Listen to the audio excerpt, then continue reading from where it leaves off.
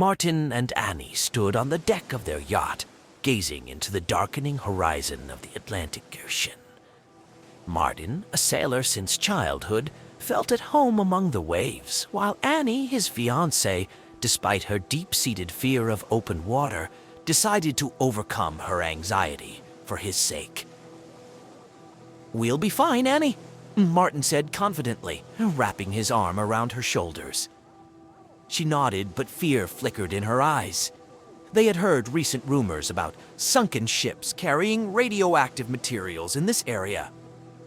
During dinner, they recalled these stories, and Annie couldn't shake off her sense of foreboding. The setup was perfect for campfire stories or night legends. At night, a storm hit. The wind howled like a banshee, and the waves rose like towering giants, smashing into the yacht with relentless fury. Lightning cracked across the sky, illuminating the scene with eerie flashes, as if nature itself was screaming in rage. "Hold on, Annie!" Martin shouted over the howling wind, desperately trying to control the wheel. Suddenly, everything went still. The water turned eerily calm, and a strange, otherworldly light began to shimmer beneath the yacht. "What is that?" Annie whispered, a cold fear gripping her. "I have to check it out," Martin said resolutely, diving into the water. Annie stayed on deck, trembling and praying.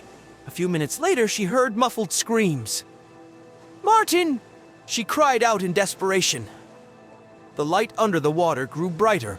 Bubbles rose to the surface, and suddenly blood appeared in the water. Annie stood on the deck, paralyzed with horror. The light disappeared, leaving her in complete darkness.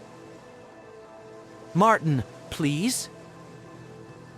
Her voice trembled, but only the sound of the waves answered her. Understanding that her only hope was to reach shore, she rushed to the rescue boat and began rowing desperately. Suddenly, something huge and invisible flashed under the water, leaving a long, dark trail. Annie's heart pounded in her chest as she rowed frantically towards shore, unsure if she could escape the unseen threat. How this terrible story ended, we will never know. Let's leave this.